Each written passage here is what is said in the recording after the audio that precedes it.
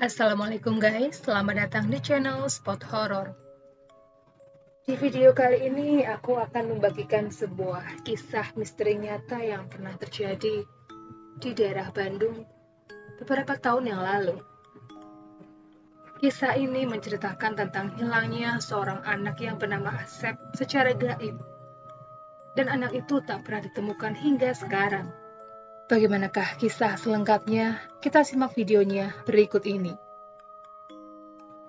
Hari itu sekitar pukul 4 sore, Ibu Saodah, wanita berusia kurang lebih 35 tahun, dia sedang mempersiapkan makan malam di dapurnya.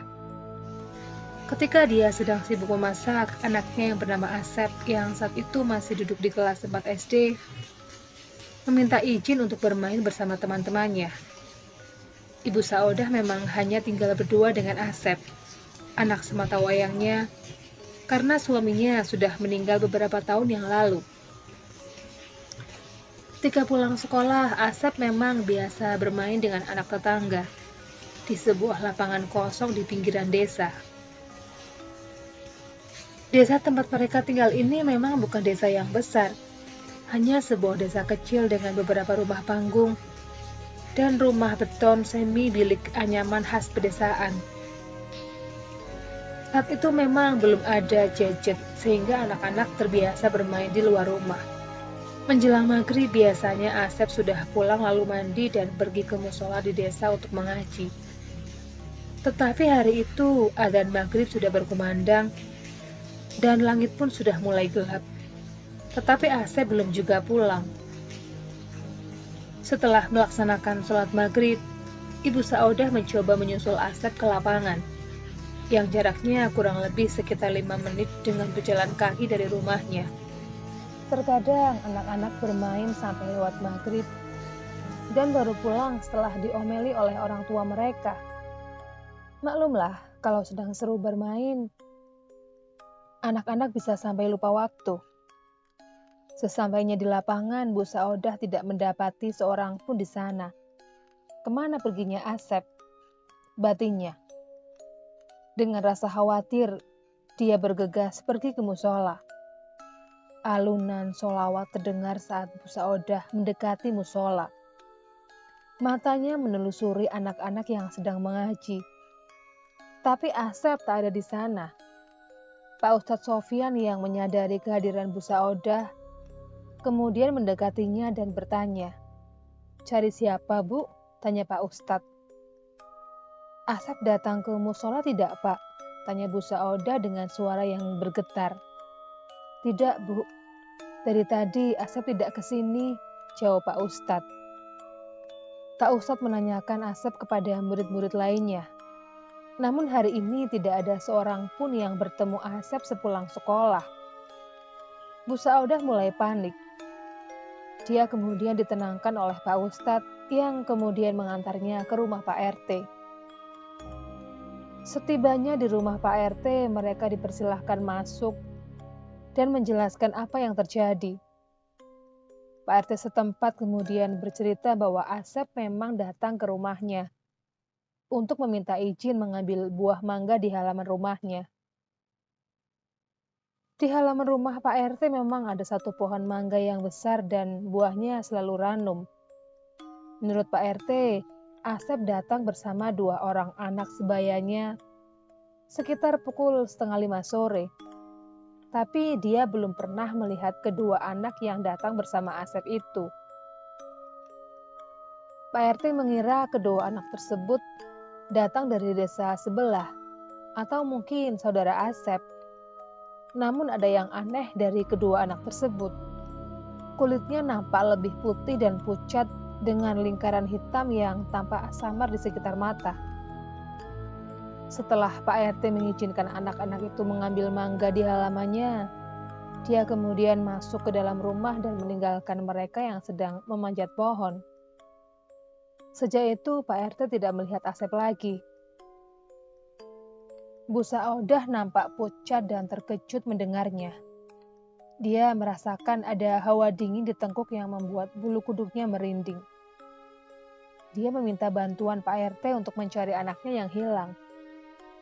Pak RT kemudian segera memberitahu beberapa warga untuk mencari Asep. Bapak-bapak mulai ramai berkumpul di depan pos ronda yang berdekatan dengan rumah Pak RT. Mereka membawa senter dan kentongan dari pos ronda, kemudian berpencar memanggil-manggil nama Asep. Mereka menyisir desa dan semak-semak sekitar desa sambil memukul kentongan. Bu Saodah diperintahkan Pak RT untuk menunggu di rumahnya ditemani oleh Bu RT. Saat malam semakin larut, Bu Saodah bertambah kalut, tangannya terasa dingin. Sesekali dia mengusap air matanya yang jatuh mengalir begitu saja. Ia tak henti-hentinya berdoa kepada Tuhan, agar anaknya bisa kembali dengan selamat. Sekitar pukul 1 dini hari, Pak RT dan warga akhirnya memutuskan untuk pulang setelah tidak berhasil menemukan Asep. Pencarian akan dilanjutkan besok pagi. Bu Saodah pun pulang ke rumah dalam keadaan pasrah. Bu Saodah yang terus menangis sesenggukan ditenangkan oleh Bu RT. Tentu saja Bu Saodah tidak bisa tidur sama sekali. Di benaknya hanya terbayang wajah Asep. Ketika pagi menjelang, beberapa orang kembali membantu Pak RT untuk mencari Asep. Tapi warga yang datang tidak sebanyak tadi malam, karena yang lainnya harus berangkat kerja. Salah satu warga mengusulkan kepada Pak RT untuk mendatangi Mbah Anom yang merupakan orang pintar dari desa sebelah untuk membantu proses pencarian. Pak RT pun pergi dengan salah satu warga ke rumah Mbah Anom. Di depan rumah, Mbah Anom sedang duduk di kursi bambu yang berada di teras sambil minum kopi hitam dengan cangkir loreng khas Tepo dulu. Pak RT pun dipersilahkan masuk dan mulai menceritakan tentang kejadian hilangnya Asep. Mbah Anom tampak memejamkan mata sambil sesekali mengerutkan kening. Dia kemudian berkata bahwa Asep berada di tempat yang gelap, sempit, dan lembab. Kemudian Mbah Anom menanyakan apakah ada sumur kering yang sudah tidak terpakai di sekitar desa. Pak RT menjawab bahwa memang ada sumur yang sudah tidak terpakai dan terletak di sebelah utara desa dekat dengan semak-semak. Setelah mendapat informasi itu, Pak RT langsung melesatkan motornya dan memberitahu warga untuk mencari di sumur tersebut. Ketika tiba di lokasi, mereka sangat terkejut ketika menemukan Asep sedang meringkuk di dasar sumur tersebut. Warga pun turun untuk mengangkat tubuh Asep. Tubuhnya sudah pucat dan dingin. Tidak ada aliran darah yang mengalir sama sekali. Dia sudah meninggal dunia. Bu Saodah yang mengetahui hal tersebut lantas menerobos kerumunan warga dan terpaku menatap anaknya yang telah tiada. Dia pun menangis dengan menjerit histeris sambil memeluk Asep. Siangnya warga membantu Bu Saodah untuk mengurus jenazah Asep dan memakamkannya. Acara pemakaman berjalan dengan lancar, disusul dengan acara tahlilan pada malam harinya. Setelah warga pulang, di rumah hanya tinggal Bu Saodah dan beberapa kerabat yang datang menginap. Bu Saodah terlihat sangat terpukul atas kehilangan anaknya. Berkali-kali dia jatuh pingsan dan menangis sambil menyebutkan nama anaknya. Malam semakin larut. Bu Saodah mencoba mengikhlaskan kepergian anaknya walaupun terasa amat berat. Dia pun berusaha untuk tidur setelah malam sebelumnya begadang dan kelelahan. Tak butuh waktu lama untuk Bu Saodah tertidur pulas. Dalam mimpinya, dia didatangi oleh Asep dengan baju kaos dan celana persis seperti yang terakhir dikenakan Asep sebelum meninggalkan rumah. Dan dalam mimpinya Asep berkata, "Ibu, aku takut." Suaranya terdengar bergetar seperti ketakutan. Di mimpinya Bu Saodah tak bisa berkata apa-apa. Dia hanya menyaksikan Asep tanpa bisa memeluknya yang sedang ketakutan. "Ibu, aku di sini. Yang dikubur itu bukan aku. Tolong," lanjutnya. Bu Saodah lalu tercekat. Dia terbangun dari tidurnya dengan peluh yang membasahi seluruh tubuhnya. Jantungnya berdegup sangat kencang. Tangisnya berderai lagi. Dia beristighfar berkali-kali mengingat kejadian yang baru dialaminya dalam mimpi. Diliriknya jam dinding di kamar. Ternyata jam sudah menunjukkan waktu subuh. Dia pun menenangkan diri sejenak dan pergi mengambil air wudhu. Paginya Bu Saodah menceritakan mimpinya yang semalam. Kerabat yang mendengarkan cerita Bu Saodah menyuruhnya untuk bersabar. Bu Saodah pun berpikiran mungkin dirinya masih terpukul sehingga bermimpi didatangi oleh anaknya. Tapi di hari kedua dan ketiga dia masih mengalami mimpi yang sama. Anaknya berkali-kali mendatanginya dalam mimpi dengan ekspresi ketakutan dan berkata, "Bu, yang dikubur itu bukan aku." Merasa mimpinya itu merupakan firasat, Bu Saodah menyampaikan kepada Pak RT dan memintanya untuk menggali kembali makam anaknya. Alih-alih membantu, Pak RT lebih memilih untuk meyakinkan Bu Saodah kalau mimpi yang berulang itu dikarenakan Bu Saodah belum bisa mengikhlaskan kepergian anaknya. Hari keempat, kelima, dan keenam, berkali-kali Bu Saodah memimpikan hal yang sama dan terus mendesak Pak RT untuk membantunya. Berkali-kali Pak RT menolaknya dan meyakinkan bahwa itu hanya mimpi belaka. Pada hari ketujuh, Bu Saodah merasa tidak sanggup lagi melihat anaknya yang ketakutan di dalam mimpi. Mimpi yang sama, selama 7 hari berturut-turut, hampir membuatnya menjadi gila. Tanpa lelah, dia pun kembali meminta bantuan kepada Pak RT. Pak RT pun akhirnya luluh dan menuruti keinginan Bu Saodah untuk membantu menggali makam anaknya.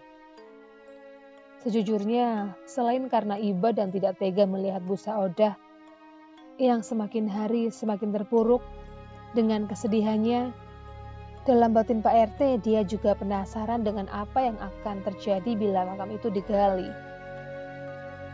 Siang itu Bu Saodah, 2 orang kerabatnya, Pak RT dan Bu RT, serta 2 orang penggali kubur datang ke makam Asep. Makamnya tampak masih baru dengan taburan bunga yang sudah mengering di atasnya. Setelah dipersilahkan oleh Bu Saodah, 2 orang penggali kubur itu mulai menggali. Bu Saodah berusaha tegar menahan air matanya. Dalam hatinya, dia tidak menyangka bahwa makam anaknya akan digali kembali. Beberapa menit menggali, kain kafan Asep mulai terlihat. Para penggali mulai memperlambat penggaliannya karena tidak ingin merusak kain kafan Asep. Selesai menggali, mereka merasa heran melihat bentuk kain kafan yang membungkus Asep. Kain kafan Asep tampak sangat lurus dan kaku. Para penggali tidak berkomentar apapun dan mulai mengeluarkan jenazah Asep dibantu oleh Pak RT serta 2 orang kerabat Bu Saodah. Jenazah kemudian diletakkan di samping lubang kubur yang terbuka. Bu Saodah menahan sesenggukan tangisnya dengan kedua tangan yang menutupi mulut. Pak RT dan salah satu kerabat Bu Saodah mulai membersihkan bagian wajah Asep yang sudah tertutupi tanah.